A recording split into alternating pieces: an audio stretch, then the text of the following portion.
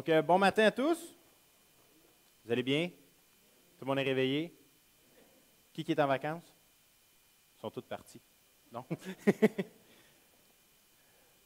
Donc, bienvenue chez vous ce matin. Moi, j'arrive du bon pays de la Gaspésie. On est allé faire les camps Joie de vivre là-bas, qui est un petit camp qui a à chaque année une vingtaine, entre 20 et 40 campeurs, plusieurs cabines qui sont un peu toutes préparées. Le camp est préparé par un couple qu'on connaît bien, qui ont été nos leaders jeunesse pendant près de 10 ans, Gabriel Paquin et Mélanie. Et donc, on a été allé les aider. On a passé 2 semaines à faire des rénovations, des innovations de Gabriel, qui a toujours des idées pour rendre ça plus agréable. Parce que le camp, là-bas, dans le fond, est situé sur le terrain de camping du Mont-Saint-Pierre. Donc, le terrain de camping leur laisse le droit de laisser leur cabine là à l'année. Donc, ils ont fait des belles cabines. Dans tous les camps que j'ai faits, c'était pas mal les plus belles. Il a vraiment fait une belle job. Il a bien équipé son camp. Il y a un arche, il y a la place. Et puis, à chaque année, il faut faire des rénaux, il faut préparer la chose. Donc, on a fait ça pendant 2 semaines, des petites rénaux, à s'assurer que tout était correct, changer tout ce qui était en train de tomber en ruine. On met ça en eux et on essaie de toujours améliorer. Et on a préparé tout un programme. Donc, on n'a pas vraiment eu de vacances. On a préparé le programme, on a runné le programme. On a eu le premier camp, 20 jeunes entre 9 et 12 ans qui viennent tous de foyers, des familles d'accueil. Il n'y en a pas beaucoup qui ont leur famille, leur père, leur mère. En Gaspésie, c'est très rare. Donc, on a des jeunes qui ont, à 9 ans, qui parlent déjà de sexualité comme s'il avait 20 ans et qu'ils avaient tout fait. On a des jeunes qui sont de foyers brisés, qui ne savent pas c'est quoi l'amour. Puis quand ils font une niaiserie, ils s'attendent à ce que tu leur gueules après, puis que tu les battes. Puis là, ben, tu fais juste l'avertir, puis tu continues à jouer. Là, ils ne comprennent pas. Donc, c'est un monde assez différent. Donc, la 2e semaine aussi, on a pu parler avec des ados. Normalement, ça commence à chanter le vendredi. Mais c'était tous des jeunes que ça faisait une couple d'années qui venaient.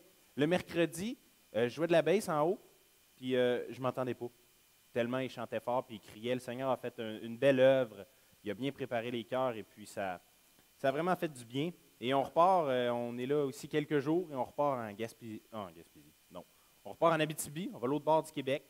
On va avoir fait sur sa largeur. On repart en Abitibi. Mais juste avant, on est ici, avec vous, avec toute ma famille, si vous avez vu ma femme, mes enfants qui sont là avec moi.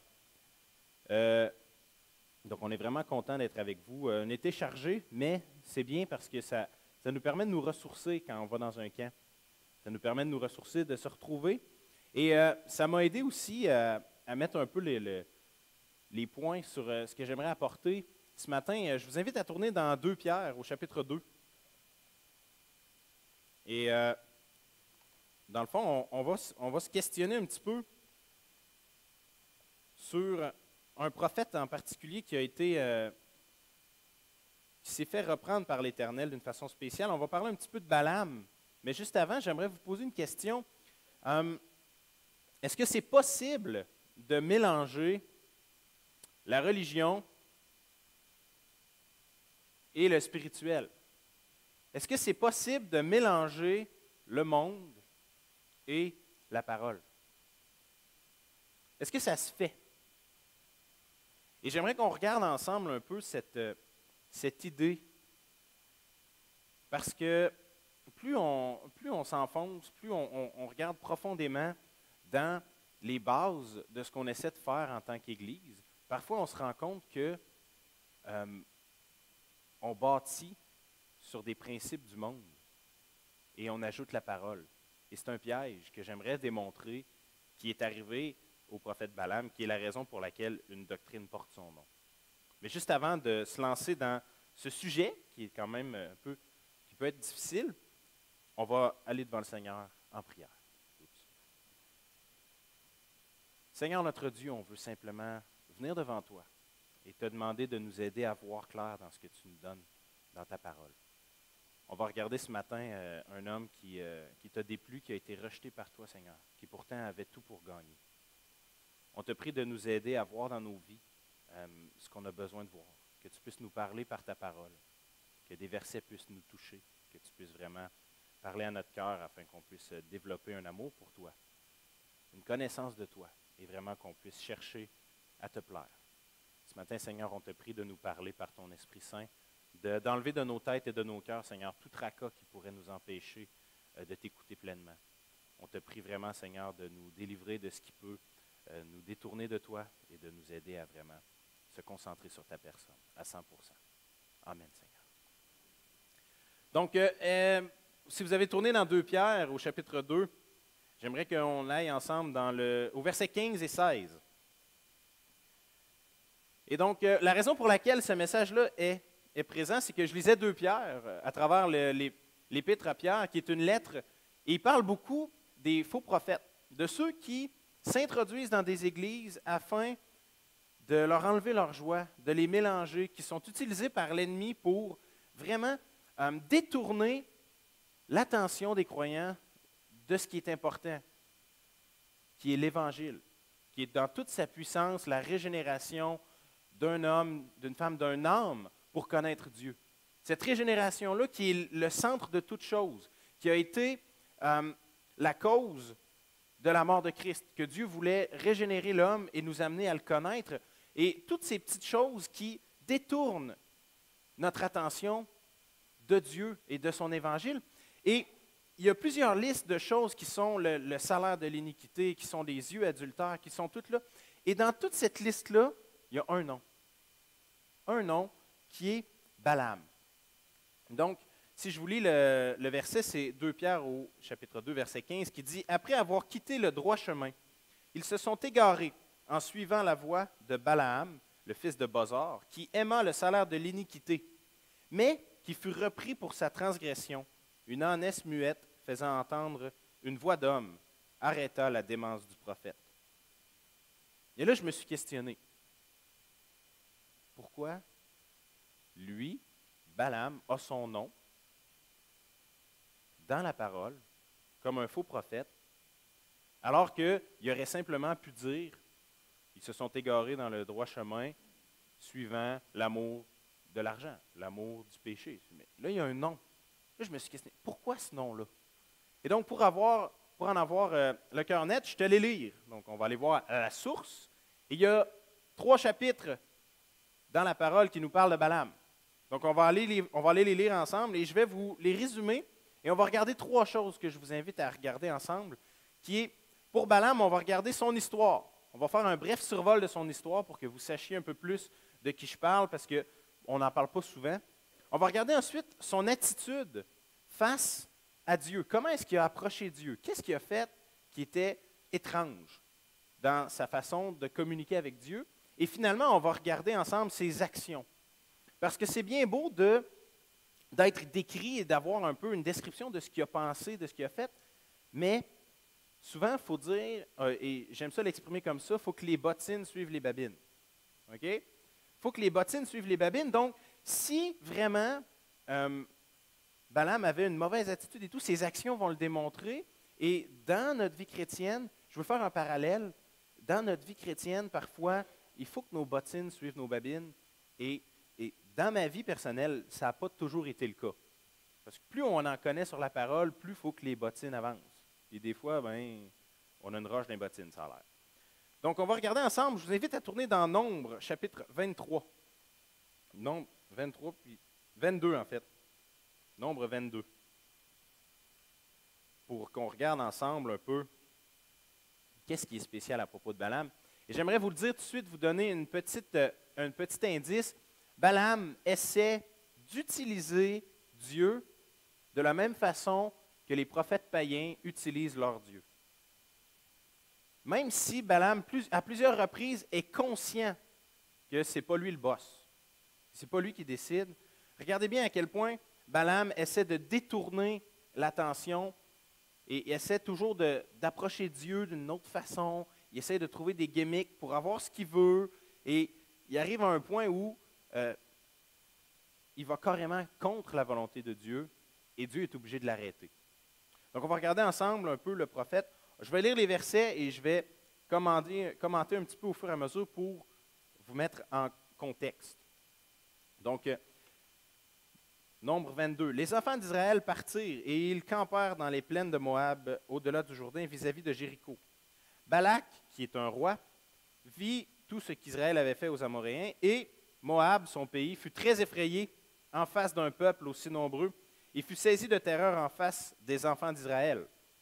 Donc Moab dit aux anciens de Madian, « Cette multitude va nous dévorer, et donc allons chercher de l'aide. » Il envoya des messagers, verset 5, auprès de Balaam, fils de Béor, dans le pays des fils de son peuple, afin de l'appeler et lui dire, « Voici un peuple est sorti d'Égypte, il couvre la surface de la terre, et il habite vis-à-vis de moi. Viens, je te prie, maudis-moi ce peuple, car il est plus puissant que moi. Peut-être ainsi pourrais-je le battre et le chasserai-je du pays. Car je sais que celui que tu bénis est béni, celui que tu maudis est maudit. » Donc, vous donnez un contexte, on est dans le peuple moabite. Et c'est quelque chose que je trouve intéressant parce que, vous savez, Moïse a écrit le livre des Nombres et il n'a pas été dans le pays des Moabites. Donc, c'est une révélation spéciale que Dieu a montrée à Moïse afin de nous permettre de connaître un peu plus la mentalité d'un peuple qui a déplu à Dieu, la mentalité d'un prophète qui a déplu à Dieu. Et je pense que c'est très important de le voir parce que parfois on assimile Balaam à « il a aimé le salaire de l'iniquité » et on ne va pas plus loin. Mais il y a une chose spéciale dans son amour de l'iniquité qui est une recherche ardente d'un besoin qui n'est pas Dieu. Et je veux qu'on le regarde ensemble. Et donc, Moab étant des ennemis d'Israël, quand Israël est arrivé, les Moabites n'ont pas voulu les laisser passer, n'ont pas voulu les aider. Donc Dieu a dit, un jour, je vais vous détruire. Mais, en même temps, pour être au courant, Dieu a dit à Israël de ne pas tuer tous les Moabites. Pas tout de suite. Il n'avait pas le droit de les tuer. Mais Moab n'est pas au courant. Donc lui, il voit juste Israël qui arrive, il dit, ils sont trop forts, ils vont me battre. Il a peur, il va voir Balaam. Et il y a quelque chose d'intéressant, c'est que Balaam avait une réputation. Balaam avait la réputation que quand il parle, ça marche. Quand il bénit quelqu'un, cette personne-là est vraiment bénie. Quand il maudissait quelqu'un, cette personne-là était vraiment maudite. Donc, on a vraiment une efficacité, on a un témoignage de l'Éternel parmi un peuple païen. Et ça peut avoir vraiment un gros impact. C'est une question qu'on doit se poser. Est-ce que mon témoignage, là où je me tiens, est efficace? Est-ce que dans mon lieu de travail, dans mon pays, notre pays, on le sait, est un pays qui n'est pas intéressé par Dieu, est-ce que mon témoignage est efficace? Et Balaam semble avoir un témoignage efficace. Et donc, parce que c'est efficace, les gens viennent. Et il demande à Balaam, il dit, bon, Balaam leur dit, passez la nuit ici, je vous donnerai réponse d'après ce que l'Éternel me dira. Donc, ils viennent le voir et lui disent, bon, il faut que tu maudisses un peuple qui est devant nous. Balaam dit, parfait, restez chez nous, je vais vous donner une réponse. Donc, Dieu vint à Balaam et dit, qui sont ces hommes que tu as chez toi? Balaam répondit à Dieu, Balak, fils de Tsiphar, les a envoyés pour me dire, voici un peuple est sorti d'Égypte, il couvre la surface de la terre. Viens donc, maudis-le. Peut-être ainsi pourrais-je combattre et le chasserai-je. Donc Dieu dit, tu n'iras point avec eux. Tu ne maudiras point ce peuple, car il est béni. Donc Balak se leva le matin et dit au chef de Balak, allez dans votre pays, car l'Éternel refuse de me laisser aller avec vous. Donc, première intercession entre Balaam et Dieu. Ce que j'aimerais vous dire, c'est que cette intercession-là, elle est bonne. Cette première intercession-là que Balaam a fait avec Dieu, elle est bonne. Donc, devant une question du monde, si quelqu'un vous pose une question du monde sur l'Éternel, c'est bon d'aller chercher la face de Dieu. C'est bon, c'est important d'aller chercher la face de Dieu quand on a une question qui concerne le monde. Et la réponse de Dieu, elle est quand même assez efficace. C'est un triple non.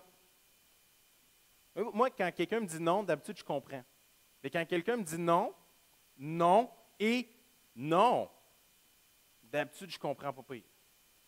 Mais en plus, quand quelqu'un me dit non, double non, et en plus, je vais faire le contraire. Parce que là, il demande à l'Éternel de maudire un peuple. Et regardez au verset 12. Tu n'iras point avec eux. Premier non. Tu ne maudiras pas ce peuple. Deuxième non. Et troisième fois, la négation. Car il est béni.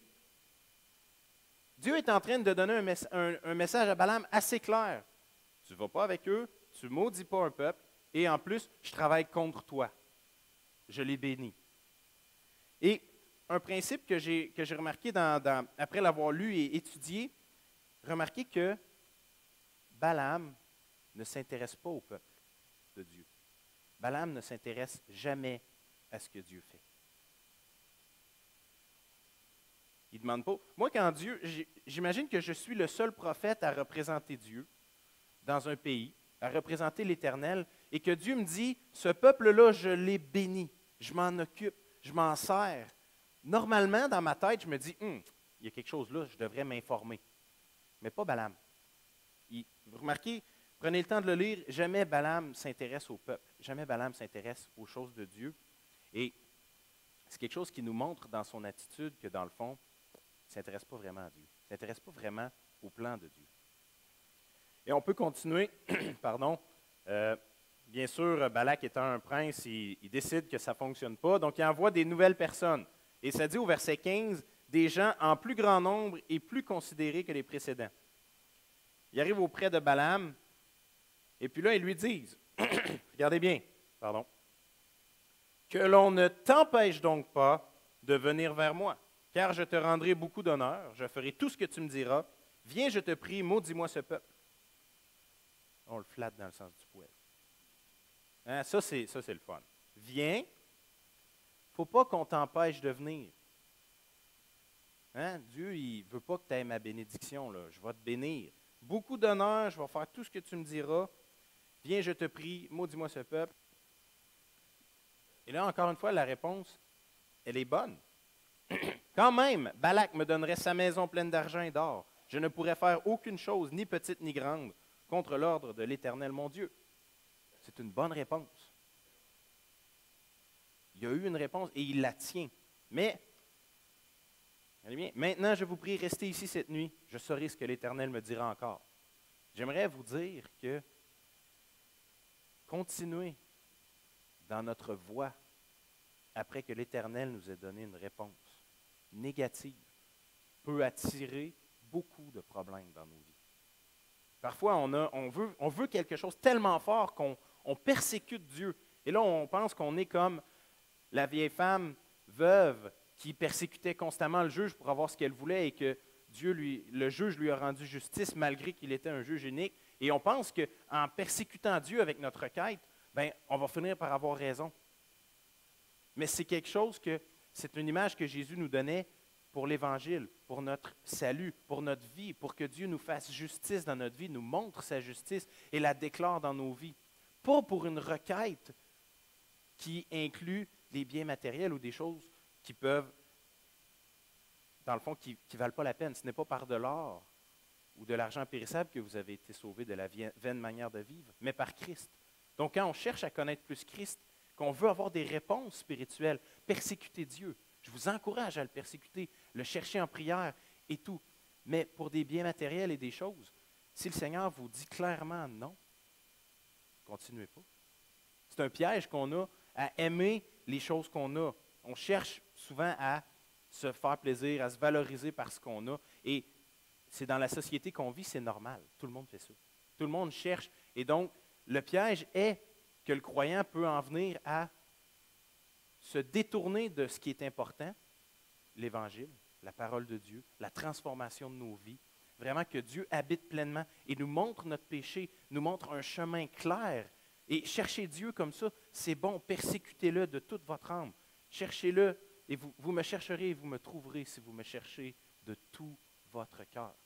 Pas à 50%, à 100%. Mais parfois, on mélange ça et là, on dit, si le Seigneur m'aime, je vais avoir une maison, je vais avoir un char, je vais avoir, je ne sais pas moi, 42 enfants si vous êtes là-dedans. Il y a toujours quelque chose qu'on cherche et que là, on le demande à Dieu et puis là, on perd notre temps. Et parfois, Dieu dit, oui, mais regardez la réponse de Dieu. Je l'aime bien. Verset 20, chapitre 22. Dieu vint à Balaam pendant la nuit et lui dit, j'imagine que ça devait être tellement sarcastique, là. Mais regardez ce que Dieu lui dit. Puisque ces hommes sont venus pour t'appeler, lève-toi et va avec eux. Mais tu feras ce que je te dirai. Pauvre Balaam, excuse-moi, je n'avais pas pensé qu'il reviendrait. c'est beau, vas-y. Excuse-moi, j'avais complètement oublié. C'est vrai. Voyez-vous un peu parfois l'espèce de... Dieu a un sens de l'humour, et j'aurais aimé ça être là, parce que ça devait être quand même drôle. Mais, voyez-vous, Dieu a donné à Balaam ce qu'il voulait. Mais ce n'était pas ce qu'il avait besoin. Et Balaam a persisté, oui, dans son idée, même si elle déplaisait à Dieu. Même s'il savait qu'elle déplaisait à Dieu et qu'il y avait eu un triple nom ou un double nom suivi d'un « je vais travailler contre toi ». Il a continué dans sa voie. Et maintenant, la colère de Dieu s'enflammant, verset 22, parce qu'il était parti. Dieu a dit oui, mais Dieu a dit oui avec un avertissement. Dieu a dit oui avec un « bon, mais maintenant tu travailles contre moi ». Parce que là, c'est évident. Là. Dieu a dit « moi, je vais bénir ce peuple-là », puis Balaam s'en va le maudire. Quand le serviteur de l'Éternel travaille contre son Dieu, ça ne va pas bien. Hein? Et par 3 fois. Et ici, on a ce que j'ai appelé des problèmes de char. Okay? Donc, Balaam scelle son ânesse, qui est son moyen de transport, et il partit. Et l'ange de l'Éternel se plaça sur le chemin pour lui résister. Donc, Balaam était monté sur son ânesse et ses 2 serviteurs étaient avec lui. L'ânesse vit l'ange de l'Éternel qui se tenait sur le chemin, son épée nue dans la main. Elle se détourna du chemin et alla dans les champs. Balaam frappa l'ânesse pour la ramener dans le chemin. Premier problème de char. Je vais aller tout droit, mais mon char tire vers la droite. Balaam est fâché. Non, c'est quoi cette affaire-là? Frappe son âne. Moi, mon auto, honnêtement, si elle ne va pas bien, demandez à ma femme, ça m'énerve. Mais je ne la répare pas parce que je suis lâche. Mais premier problème de voiture, elle s'en va. Donc, pas content, Balaam. L'ange de l'Éternel se plaça dans un sentier entre les vignes. Il y avait un mur de chaque côté. L'ânesse vit l'ange de l'Éternel. Il se serra contre le mur et pressa le pied de Balaam contre le mur. Balaam la frappa de nouveau. Il n'aime pas, il y a de la misère. Il y a un chemin serré, l'ânesse a peur, elle écrase le pied. Et là, il ne devait pas être content. Je ne sais pas si vous avez déjà travaillé avec une ânesse ou un âne, mais je pense que c'est un des animaux les plus frustrants sur la terre, après les vaches. Okay? Parce que les vaches, eux, savent quand tu n'es pas de bonne humeur, puis d'en face. Hein, en tout cas, les ânes, c'est comme les deuxièmes pires. OK? Et Balaam est juste comme en train, il perd la tête. Mais l'ange de l'Éternel passa plus loin et se plaça dans un lieu où il n'y avait point d'espace pour se détourner à droite ou à gauche. L'ânesse vit l'ange de l'Éternel et elle s'abattit sous Balaam. La colère de l'Éternel, la colère de Balaam s'enflamma et il frappa l'ânesse avec un bâton. Donc, j'aimerais vous dire que dans cette situation-là, un âne a été plus intelligent qu'un prophète. Qui d'entre nous va se présenter devant l'Éternel pour contester avec lui? Qui est semblable à lui? Qui va être capable d'aller s'astiner avec l'Éternel? Personne. Quand Dieu est dans toute sa colère sur notre chemin, on fait bien de se détourner. Mais on ne peut pas se détourner longtemps. Une fois peut-être, 2 fois, ça va faire mal. La 3e fois, là, l'ânesse, elle fait juste, elle tombe à terre. Là, vraiment, le char, il ne marche plus. Je ne peux plus me rendre à ma destination, ça ne fonctionne pas. Et donc, devant Dieu, qui veut nous arrêter sur notre voie de perdition, dans toute sa splendeur, sa colère, en passant, quand quelqu'un vous attend sur le chemin avec une épée, sorti de son fourreau, ce n'est pas le temps d'aller négocier. Courez. Et Dieu est là, l'épée sortie du fourreau. Si elle est encore dans son fourreau, c'est encore le temps de jaser. Mais là, elle est sortie, puis il l'attend. J'imagine là, avec swingé, là, tu sais. Puis il est en feu. Moi, là, une épée en feu, un ange de l'Éternel dans toute sa gloire. Je comprends l'ânesse d'être tombé à terre. Mais en plus, Balaam ne comprend vraiment pas ce qui se passe. Donc, pour l'éclairer, Dieu met le comble à son sens de l'humour et fait parler son âne. Il est rendu avec un char qui parle. Hein, on pense que c'est nouveau, là, mais son ânesse lui dit, « Que t'ai-je fait pour que tu m'aies frappé déjà 3 fois? » Regardez la réponse de Balaam. Parfois, quand on est pris dans nos pensées, là, c'est parce que tu t'es moqué de moi. Ah, si j'avais une épée dans la main, je te tuerais à l'instant. Tu t'es moqué de moi. Ça fait 3 fois que je te sauve la vie, là, mais je me moque de toi. OK. Ne suis-je pas ton ânesse que tu as eu de tout temps? Ai-je l'habitude d'agir ainsi? Non. Imaginez la réponse banale de Balaam. Juste non. Il doit se rendre compte qu'il est un petit peu niaiseux. L'Éternel ouvrit donc les yeux de Balaam, et Balaam vit l'ange de l'Éternel qui se tenait sur le chemin, son épée nue dans la main. Il s'inclina et se prosterna sur son visage. J'imagine la scène. Hein? Il est en train de s'astiner avec son âne. Ça va pas bien, là. Et il a son bâton, puis il frappait, puis là, l'âne a fait « Pourquoi tu me frappes? » Il fait « OK, parce que lui, c'est normal, tu sais, il parle aux animaux, c'est normal. » Mais là, ça nous dit que quand il a vu Dieu, il a arrêté de s'astiner tout de suite avec son âne. Hein? Il a pris la même position. Il a accepté, il a accepté l'humilité de se prosterner à côté de son âne. Et puis là, il lui a dit, c'est là, Dieu le reprend. « Pourquoi as-tu frappé ton ânesse? Voici, je suis sorti pour te résister, car c'est un chemin de perdition qui est devant moi. Là où tu t'en vas, tu vas te perdre. Pourquoi tu me résistes? L'ânesse m'a vu, elle s'est détournée déjà 3 fois. Si elle ne se fût pas détournée de moi, je t'aurais tué. Je lui aurais laissé la vie à elle. J'ai péché car je ne savais pas ce que tu fusses placé devant moi sur le chemin. Et maintenant, si tu me désapprouves, je m'en retournerai. L'Éternel dit à Balaam, va avec ces hommes, mais tu ne feras que répéter les paroles que je te dirai. Et Balaam alla avec les chefs de Balak. Voyez-vous, j'aimerais pousser la note plus loin. Pourquoi Balaam a son nom comme un faux prophète, comme un faux prophète, comme un homme qui a déplu à l'Éternel? C'est qu'il a choisi son chemin. Il ne s'en est pas détourné. Il a suivi son chemin à 100%, malgré tous les avertissements de Dieu. Et Dieu lui a dit, go, vas-y. Vas-y. Vas-y, tu voulais te perdre, vas-y. Et là, Balaam, il dit, non, je vais changer. Non, vas-y.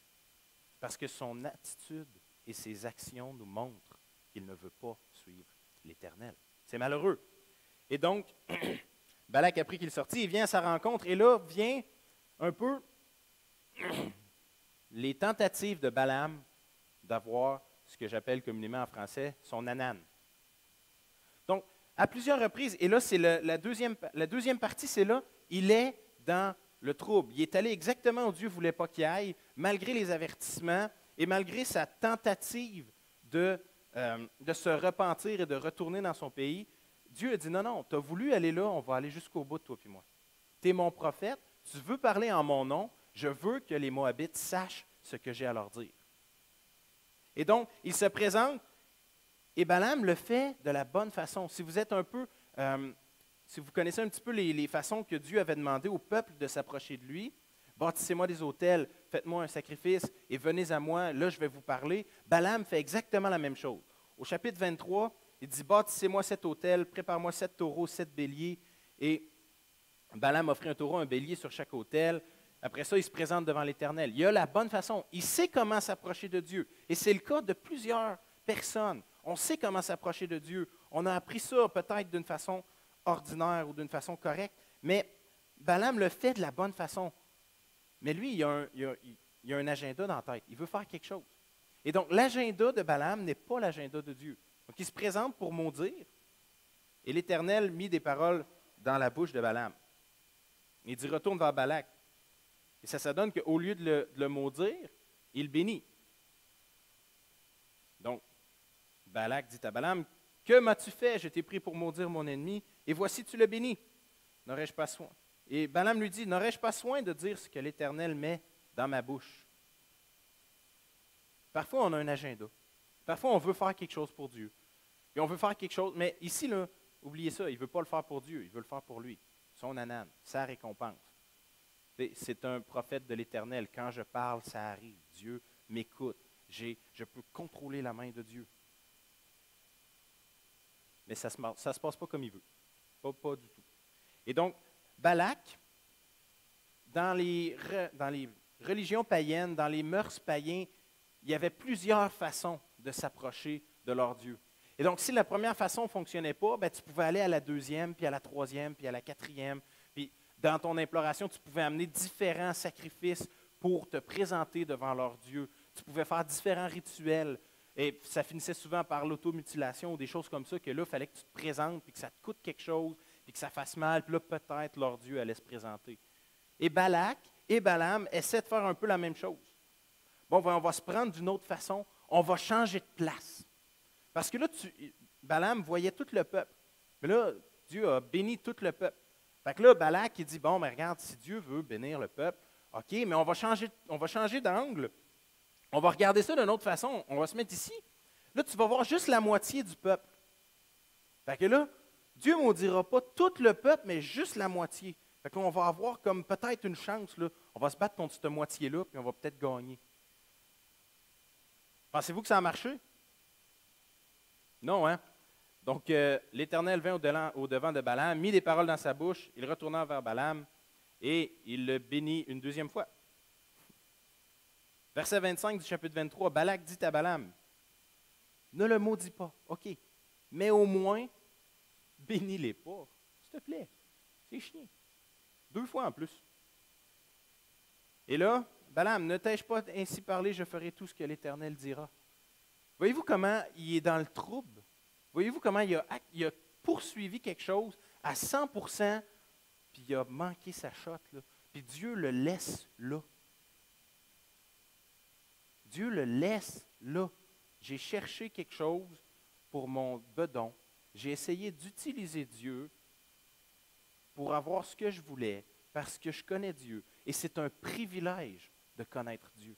C'est un privilège d'être appelé son enfant, de parler en son nom. C'est une bénédiction incontable, immesurable. C'est la plus grande chose qu'on peut avoir sur terre, dans les cieux, partout. C'est cette relation-là qu'on a avec Dieu. C'est cette capacité à le connaître. Et si on l'utilise à nos propres fins, Dieu va nous résister, premièrement, et ensuite va nous laisser là. Puis on va avoir tellement l'air d'une bande de gnochons. C'est malheureux. Mais regardez bien, la troisième fois, Balaam, chapitre 24, verset 1, Balaam vit que l'Éternel trouvait bon de bénir Israël. Il n'alla donc point comme les autres fois à la rencontre des enchantements, mais il détourna son visage du côté du désert. Donc, ça fait 2 fois que Dieu bénit le peuple à travers lui quand lui veut le maudire. Donc, Dieu a clairement démontré par 2 fois que le boss, ce n'est pas Balaam. Le boss de ma vie, ce n'est pas moi, même si j'essaye. Non, c'est l'Éternel qui sait ce qui est mieux pour nous. C'est lui qui est au-devant de toute chose. Et là, Balaam, lui, il dit, ça fait 2 fois que l'Éternel me fait ça. Au lieu d'aller devant Dieu, ben, je vais aller comme, je vais tourner de l'autre bord, je n'irai pas voir Dieu, je vais faire ma propre réponse, je vais faire mes idées. Et là, il s'en va de son bord. Et ça dit, alors l'Esprit de Dieu fut sur lui. Tu ne veux pas me suivre? Tu veux ton anane? Tu veux défendre mon témoignage? OK, on va parler ensemble. Et c'est la plus grande bénédiction qu'il a faite. Il en a fait 2 petites, et là, il en fait une énorme. Il bénit le peuple jusqu'à la 1000e génération. Et regardez à la fin, verset 9, ou de Nombre 24, la 2e partie, « Béni soit quiconque te bénira, maudit soit quiconque te maudira. » Il finit sa bénédiction comme ça. Et dans le fond, la colère de Balak s'enflamma contre Balaam, frappa des mains et dit à Balaam, « C'est pour maudire mes ennemis que j'ai été appelé, voici tu les as bénis 3 fois. Fuis maintenant, va-t'en, je t'avais dit que je te rendrais des honneurs, mais l'Éternel t'empêche de les recevoir. »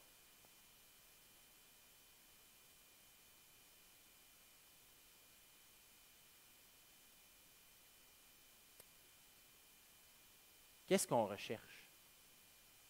C'est une question que je me pose constamment dans ma vie. Qu'est-ce que je cherche vraiment dans ce que je fais? Et la question qui nous concerne plus ce matin, c'est qu'est-ce que je cherche dans l'Église, dans mes relations avec les autres croyants, dans ma relation avec Dieu? Qu'est-ce que je recherche quand je me présente devant Dieu pour prier? Qu'est-ce que j'ai donné à Dieu dans ma vie et qu'est-ce que j'ai gardé pour moi? Comment est mon attitude? L'attitude de Balaam tout le long. Je ne sais pas si vous avez remarqué, mais l'attitude de Balaam, elle ne s'intéresse pas à Dieu. Il ne s'intéresse pas à Dieu. Il ne s'intéresse pas au plan de Dieu. Il cherche les récompenses. Et les récompenses, on peut les diviser en sous-catégories. Il y a les biens matériels, il y a la reconnaissance des hommes, Et il y a aussi le pouvoir. Je ferai tout ce que tu vas me dire. Je vais t'obéir. Il y a le pouvoir, les biens matériels et la reconnaissance des hommes. Comparé à ce que Dieu lui a demandé, ses actions nous prouvent que ce qu'il cherchait, ce n'était pas de plaire à Dieu. Par 3 fois, il est allé pour maudire le peuple quand Dieu lui a dit, dans sa première réponse, « Tu ne maudiras pas ». Il a désobéi à 3 commandements de Dieu en une journée pour essayer d'avoir ce qu'il voulait. Et donc, la question qu'on doit se poser, c'est est-ce que je cherche un autre évangile que celui qui m'est présenté dans la parole? Parce que ce que Balaam savait, on a la capacité de le savoir nous aussi. Et même plus. On s'est fait donner la parole de Dieu afin de la connaître, afin de connaître notre Sauveur et Seigneur Jésus, afin de pouvoir vraiment se laisser transformer. Ça nous dit dans la parole que toute parole de Dieu ne retourne jamais à lui sans avoir eu son effet. L'apôtre Paul nous appelle constamment à être renouvelés dans notre esprit par l'Esprit Saint. La parole de Dieu nous enseigne à offrir nos corps comme des sacrifices vivants, saints et agréables à Dieu. La parole nous enseigne aussi à chercher Dieu de tout notre cœur. Elle nous enseigne aussi à donner nos pensées. Voici, je fais toute pensée captive pour l'Évangile. Voici que tout ce qui est pur, que tout ce qui est saint, que tout ce qui est agréable, que tout ce qui est louable, je botche le verset, soit l'objet de vos pensées. Que tout ce qui plaît à Dieu, on puisse faire nos pensées captives. Que votre oui soit oui, que votre non soit non. En toute chose, faites confiance à l'Éternel. Qui d'entre vous rajoutera une coudée à la durée de sa vie par toutes ses angoisses? Voici, qu'est-ce qu'on cherche? Et vous donner des indices aujourd'hui, c'est qu'on mélange tellement, il y a tellement des églises et des façons de penser qui naissent, des façons d'essayer de mélanger des enseignements du monde, que ce soit sur les énergies, que ce soit sur les chakras, que ce soit sur plein de choses mondaines qui détournent l'attention de l'homme de l'Évangile. Et là, on essaie d'accepter ou d'expliquer ces choses-là par la Bible, et puis là, on tombe dans des débats que Paul appelle des débats inutiles. Et on perd le centre, qui est l'Évangile. On arrive, et au lieu de parler de l'Évangile aux gens, on essaie de répondre à leurs questions qui ne valent rien. Et là, on mélange plus de choses. Et là, on essaie de vivre notre vie en ayant cette mentalité-là, qui est une espèce de mentalité juive, qui est que si Dieu t'aime, tu vas avoir des biens matériels, puis tu vas être béni de Dieu. Mais cette mentalité-là, dans le Nouveau Testament, Jésus nous enseigne à renoncer à tous ces biens-là, à les donner à Dieu et à le suivre de tout notre cœur. On a cette recherche-là à faire dans notre vie qui est Christ. Donc, si on cherche vraiment à être pur de toutes ces choses-là, on doit faire que Christ est le centre de notre vie. On cherche Christ et rien d'autre. Dans notre Église, dans notre façon de vivre, dans notre vie, que Christ soit le centre. Christ, mort à la croix pour mes péchés, ressuscité pour me donner la vie. Lui qui n'a pas compté comme quelque chose à perdre d'être avec Dieu, mais qui s'est dépouillé lui-même pour nous.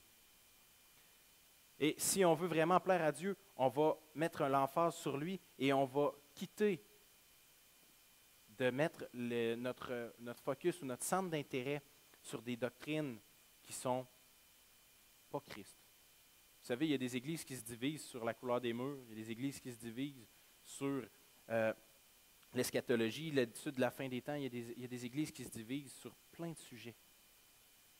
Mais j'ai rarement vu des églises qui se concentraient sur l'Évangile, la parole de Dieu et sur le Seigneur Jésus, mort à la croix pour leurs péchés, ressuscité pour leur donner la vie. J'ai rarement vu des églises qui se divisaient sur ce point-là. Mais quand on commence à mettre l'emphase sur des doctrines qui ne sont pas importantes, mais qui ont tendance à diviser puis qu'on oublie Christ, on a des problèmes. On peut mettre un emphase sur des lois et devenir légaliste, et puis là, on perd l'amour de Dieu.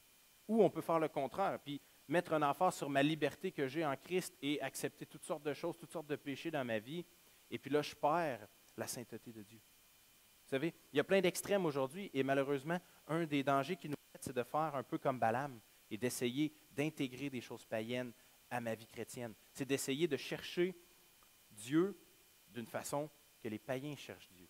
D'essayer de chercher Dieu pour des raisons que les païens cherchent Dieu, au lieu de me concentrer à connaître plus Jésus et à accepter que peut-être je n'ai pas compris. Accepter que peut-être j'ai besoin de plus de lui. Accepter que sans lui, je ne suis rien. Balaam aima le salaire de l'iniquité. Est-ce qu'on aime le salaire de l'iniquité ou est-ce qu'on est prêt à payer le prix de suivre Christ? Est-ce qu'on cherche le salaire de l'iniquité dans notre vie chrétienne ou on cherche à suivre Dieu à 100%? Prions. Seigneur, on veut te dire merci pour cette parole que tu nous donnes, qui nous montre un peu que même si on te connaît, Seigneur, peut-être qu'on ne cherche pas la bonne chose. Seigneur, peut-être qu'on s'est détourné de toi pour aller chercher d'autres doctrines, d'autres choses, Seigneur, et qu'on a besoin de revenir aux sources. Seigneur, on te prie de nous aider à vraiment aimer ta parole, aimer ta personne, chercher ta face à 100%, Seigneur, dans nos vies. Seigneur, sans toi, on n'est rien. On veut te dire merci de ce que tu t'es révélé à nous, de ce que tu nous aimes et que tu ne nous laisses pas dans ce qu'on est, Seigneur, dans nos péchés, dans nos luttes. Tu es avec nous à travers toutes choses, Seigneur. Que tu veux être avec nous, que tu veux nous parler et que, Seigneur, tu te plais à ce qu'on puisse te ressembler. Tu veux nous amener à ressembler plus à Jésus. Et c'est ce qu'on veut faire de nos vies, Seigneur. On ne veut pas être comme Balaam qui a été en lutte avec toi pour des choses mondaines. On ne veut pas être comme Balaam qui a résisté à ton nom, Seigneur. On ne veut pas être comme lui qui a cherché à détourner, Seigneur, tes réponses quand il y en avait des clairs devant lui. On veut, Seigneur, te ressembler. On veut, Seigneur, s'abandonner à toi, à ton Esprit Saint qui nous dirige, à ta parole qui nous parle, à, Seigneur, nos frères et nos sœurs qui nous encouragent à te chercher plus. On veut, Seigneur, que tu crées l'unité en nous. On veut, Seigneur, que tu nous permettes de chercher ceux qui sont perdus, de les aimer, Seigneur, et de pouvoir vraiment mettre ta main sur nous en tant que personne, sur notre Église, sur les églises autour de nous, afin que notre témoignage soit fort parmi le peuple qui ne te connaît pas, Seigneur. Que tu puisses nous aider à être des lumières dans un monde de ténèbres, que tu puisses nous aider, Seigneur, à accepter tout ce que tu veux pour nos vies, peu importe le prix de te suivre. Seigneur, ces choses, on les prie pour ta gloire, et parce que tu nous aimes, on veut t'aimer en retour. Bénis-nous, Seigneur, pour ta gloire, par ta parole, Seigneur. Amen.